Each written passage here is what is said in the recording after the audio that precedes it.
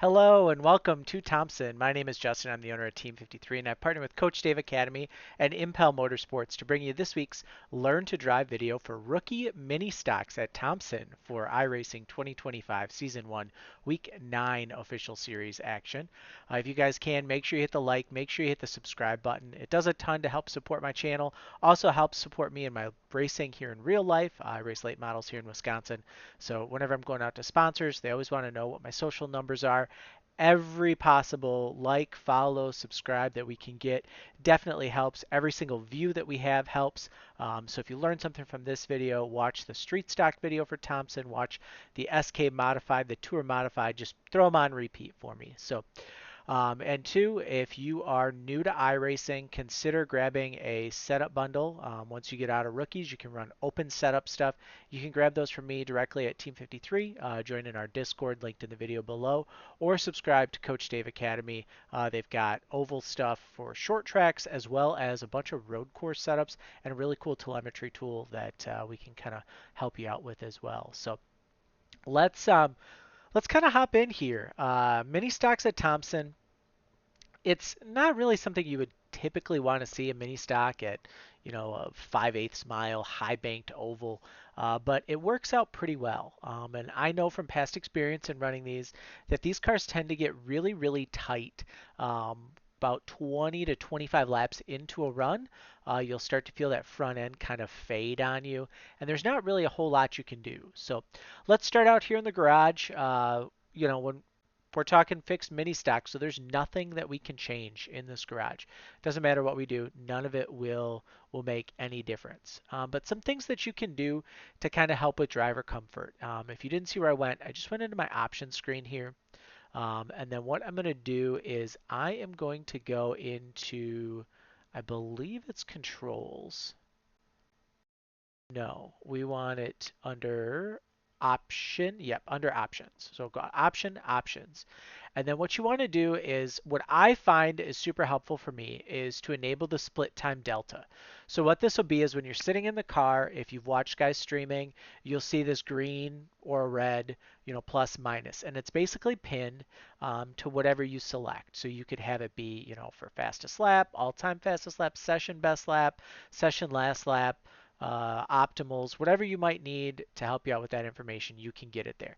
I have mine by default all-time best lap, and then I check display delta bar, which is the bar that comes up, and then I have a button on my wheel um, that is specifically mapped to change what I'm seeing on my delta display. So I'll hop in here and I'll kind of show you guys that really quick. And this was something that a lot of people had asked for, is kind of how's my layout.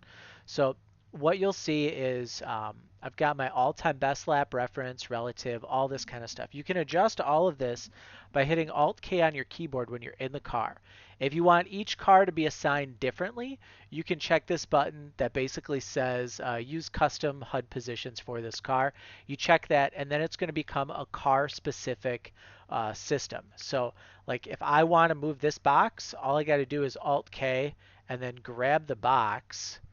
We should be able to just grab this box. There we go. Grab the box, and you can move it anywhere on the screen that you want. For me, I like it over here. It's kind of one of those where it shows when I'm going around the track on oval only. It's really nice to have it on the left because you're looking at the left for corners.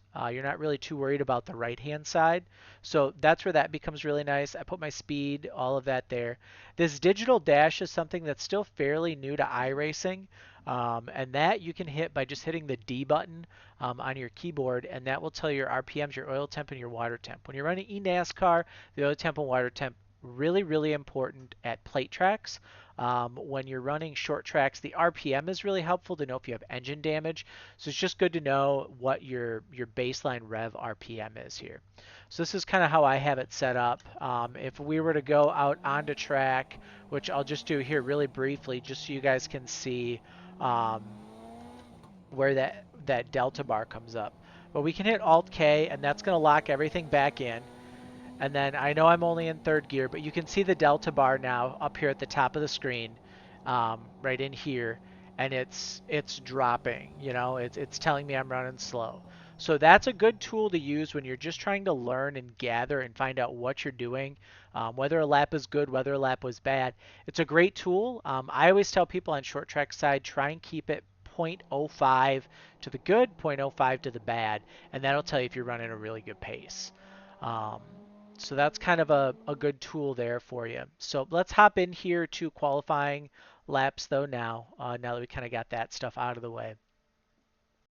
For qualifying here, you kind of saw in reverse there. You're going to come out and you're going to tire heat like we do every week in every car. And it's a gas brake alternate. And you can see I'm keeping it about 25, 30 miles an hour, somewhere in there. I had some people comment saying they kept getting black flags. You're going too slow. Just pick up the pace a little bit. You're still going to get enough heat.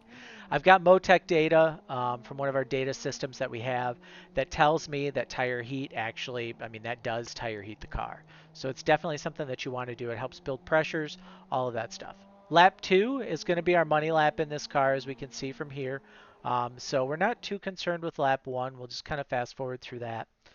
Lap 2 now, we're going to get a good head of steam. You saw I went high in 3 and 4.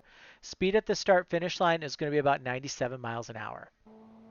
So we've got that. We're going down the straightaway, and I got to fast forward because this car takes forever to get around this track. So we start to pitch in about the time the wall breaks out, right? The wall kind of veers out a little bit to the right here on entry, and that's where you're going to start to turn into the corner, as you can see with the wheel here on the bottom. I really wish they had put an MPI wheel in this car because it would make it so much easier to teach people how to drive. We're going to brake on entry, and we're going to grab, kind of straddle that contact patch. Same thing we do in the SK modified, same thing we do in the Tour modified. The only difference is this car you're going to drift up a little bit higher, and then you're going to be able to cut it really well on exit and get a good head of steam coming back. We'll go down the backstretch. About the time you get to this NASCAR sign on the wall, that's where you're going to brake, lift, turn in, do all that jazz, and get ready for turn 3. So turn 3 we bring in, and like you see there, we just kind of straddle that seam a little bit. We let the car drift up, and then about halfway through the corner, just before we get to this white line here, we're going to throttle up, and we're going to drive off the corner and get ourselves a really, really, really nice 22.317 lap time. So nothing fancy. It's a mini stock, right? These cars not really meant to go at a track like this, but it's iRacing, so we can do it. Let's hop back in the cockpit. I'll let you guys kind of see a lap and hear a lap. Just know I have triple monitors. That's why this seems super zoomed in. I have it basically to where my side monitors, where the window net would be, is pretty much where it is in my real car. So it gives me almost a perfect one-to-one FOV.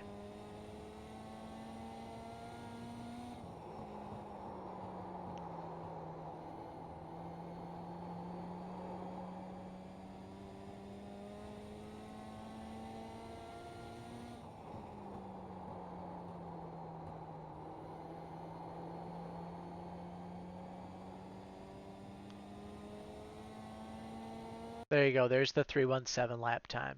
Keep in mind too, this room is 108 track temp. You can see that by going to your weather tab, and it'll all be right there. Otherwise, you can also hit the info tab, and it's there as well. So just kind of that little bit of a tidbit of info here. You can see I did a couple race rounds, really short race runs. These cars kind of speed out after a couple laps, but you notice the difference in speed, right? A 54 there versus a 31 in qual, and that comes back to the tire heat. It's the same setup for both. It's just all about tire heat. So how do you pass here? Passing here with a mini stock, incredibly difficult. If you're running to get out of rookies, my best recommendation this week, don't really try and make a pass. Just wait for guys to wreck and just chomp at the bit and take kind of where they've made their mistakes at. And that's going to be tough for a lot of you guys, I know, but it's really a track of opportunity, right? You want to wait until somebody goes into the corner too deep, gets loose, slides up, gets tight, slides up the track, gets on the gas too early, loops it on exit, or has to get out. That's going to be your best way to pass here with rookie mini stocks. You really, really are going to have a lot of patience this week and a lot of understanding. Like I said, it's a huge track for mini stocks. Momentum is king, and it's going to be tough for you guys. So just kind of take this as a good week to kind of practice semi-drafting, get your safety rating up, and hopefully move out to D class. If you guys can, head over team53racing.com, sign up for my fans only program. $10 gets your name on the car, helps you support me, a grassroots racer. And if you're using these videos, it's a nice little way to tip me and say thanks for making these every week. Head over to our Facebook page. Make sure you give us a like. Like I said, with sponsors, it does a ton. And then if you want to come hang out with us, hit up the Discord. We are in it pretty much most days during the day. A bunch of us work from home. So we hang out in there kind of as a good way for us to kind of still have an office environment, but not. If you guys have iRacing questions, feel free to hit me up in there as well. And then, like I said, we'll see you guys in the next video. Best of luck, and yeah, good luck.